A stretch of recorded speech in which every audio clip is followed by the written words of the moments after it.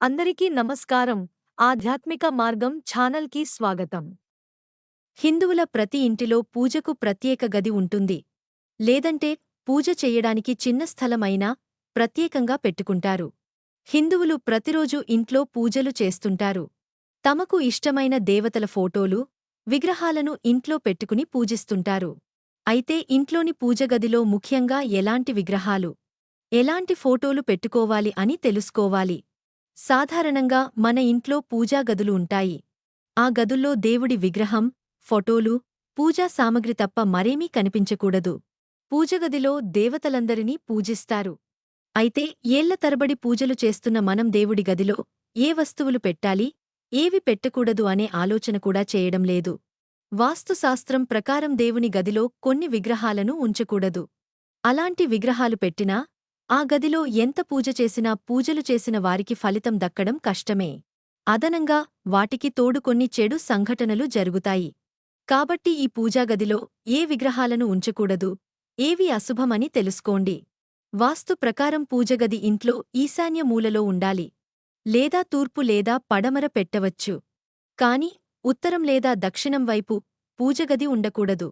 అయితే ఇంటి వాస్తు ప్రకారం ఉత్తరం వైపు పూజగది పెట్టుకోవడం కొందరికి మంచిదే అని వాస్తు చెబుతోంది. అలాగే పూజాగదిలోని విగ్రహాలు సరైన క్రమంలో ఉండాలి.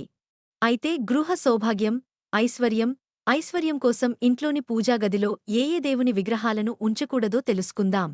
దృష్టి దేవుని విగ్రహాలను ఇంట్లోని పూజాగదిలో ఎప్పుడూ ఉంచకూడదు. ఎందుకంటే పూజాగదిలో ఏదైనా దేవత విగ్రహాన్ని అసంతృప్తి లేదా కోపంతో ప్రతిష్ఠించడం మనస్సులో అశాంతిని సృష్టిస్తుంది. ఇంట్లో గొడవలకు దారితీస్తుంది. పూజగదిలో కాళీ, భైరవ, రాహుకేతు మరియు ఉగ్ర దేవతల విగ్రహాలు, ఫోటోలు ఉంచకూడదు.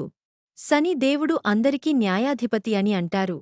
ప్రతి ఒక్కరికి శని అనుగ్రహం అవసరమని అంటున్నారు. అయితే ఇంట్లో శని విగ్రహాన్ని పూజించరు. ఇంట్లోని పూజాగదిలో ఉంచడం అశుభం.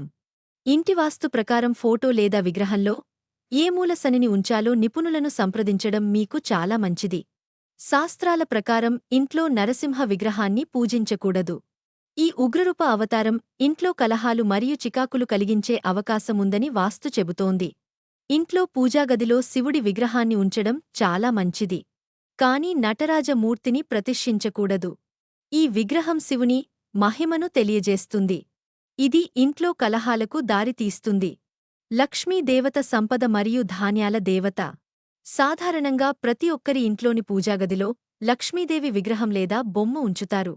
కాని కమలంపై కూర్చున్న లక్ష్మీదేవి చిత్రాన్ని ఉంచడం మనకు చాలా మంచిది. మీ ఇంటి పూజాగదిలో పొరపాటున కూడా నిలబడి ఉన్న లక్ష్మీదేవి విగ్రహాన్ని ప్రతిష్ఠించకండి. ఎందుకంటే లక్ష్మీదేవి నిలువెత్తు విగ్రహముంటే ఎవరైనా అనారోగ్యానికి గురవుతారని పెద్దలు నమ్ముతారు. పూజగదిలో విరిగిన విగ్రహాన్ని, చినిగిపోయిన, పగిలిపోయిన ఫోటోలు ఉంచవద్దు. వెంటనే ఇంటి నుండి అలాంటి విగ్రహాలు, ఫోటోలను బయటకు తీయండి. విరిగిన విగ్రహాన్ని, ఫోటోను పూజించడం వల్ల కుటుంబం సభ్యులు టెన్షన్కు గురై గొడవలకు దారితీస్తుందని పెద్దలు చెబుతున్నారు.